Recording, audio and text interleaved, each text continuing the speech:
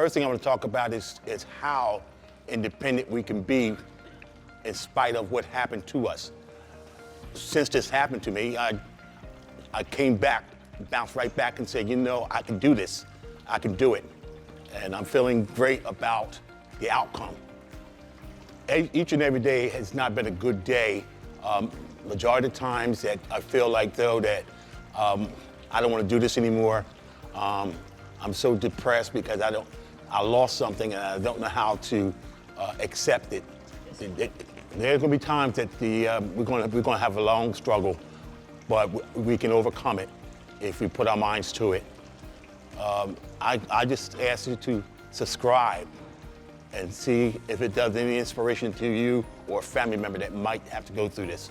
So please subscribe, put your comments, because we'd love to know how you feel and what you think about this kind of program.